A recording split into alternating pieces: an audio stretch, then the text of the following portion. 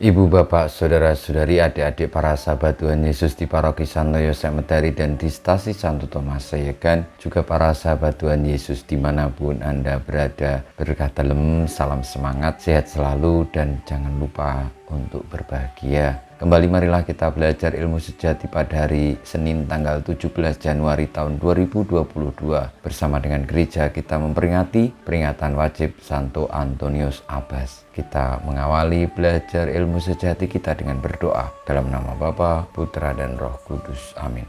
Ya Allah, Engkau telah memberi kepada Santo Antonius Abbas anugerah untuk mengabdi Dikau di padang gurun dengan cara hidup yang mengagumkan. Semoga ia mendoakan kami agar kami dapat menyangkal diri dan senantiasa mengasihi Engkau melebihi segala sesuatu dengan pengantaran Tuhan kami Yesus Kristus Putramu yang hidup dan berkuasa bersama Dikau dalam persatuan Roh Kudus, Allah sepanjang segala masa. Amin.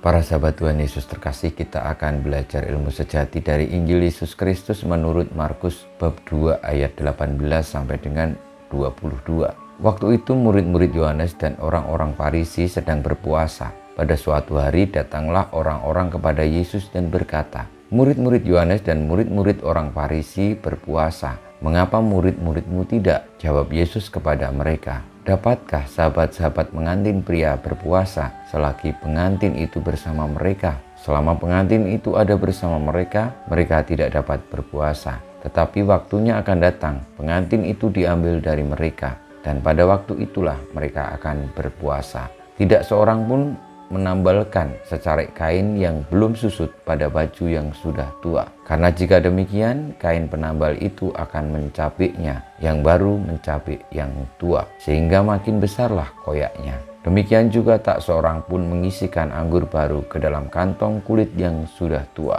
Karena jika demikian, anggur tersebut akan mengoyakkan kantong itu, sehingga baik anggur maupun kantongnya akan terbuang. Jadi anggur yang baru hendaknya disimpan dalam kantong yang baru pula."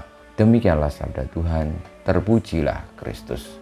Saudara-saudari yang terkasih para sahabat Tuhan Yesus memberikan jawaban kepada mereka yang bertanya, kenapa murid-murid Yohanes dan murid-murid orang Farisi berpuasa, sementara murid-murid Tuhan Yesus tidak berpuasa, dengan sebuah perumpamaan. Dan perumpamaannya adalah tentang kain penambal yang baru tidak mungkin ditambalkan kepada kain yang lama. Demikian juga anggur yang baru tidak mungkin diletakkan di kantong yang tua, bahwa anggur yang baru hendaknya diletakkan di kantong yang baru. Demikian juga kain penambal yang baru tidak mungkin untuk menambal kain yang sudah tua. Menjadi tanda bahwa Tuhan Yesus pun memberikan kepada kita ajaran tentang bagaimana menyesuaikan diri dalam situasi zaman, dalam situasi kehidupan yang terus-menerus berubah. Hendaknya kita ini peduli, hendaknya kita juga tidak terlalu menekankan tindakan-tindakan yang tidak ada alasannya,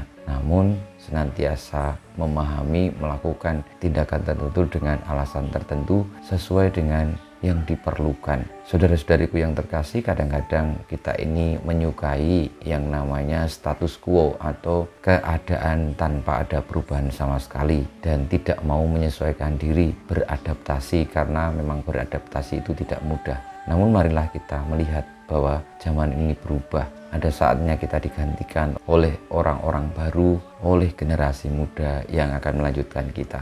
Jangan sampai lalu karena kebebalan hati kita, kepicikan hati kita, dan keinginan kita untuk berkuasa, lalu kita tidak sungguh-sungguh mengerti roh atau inti dari zaman ini, supaya semakin banyak orang diselamatkan dengan situasi, karakter, dan juga latar belakang masing-masing.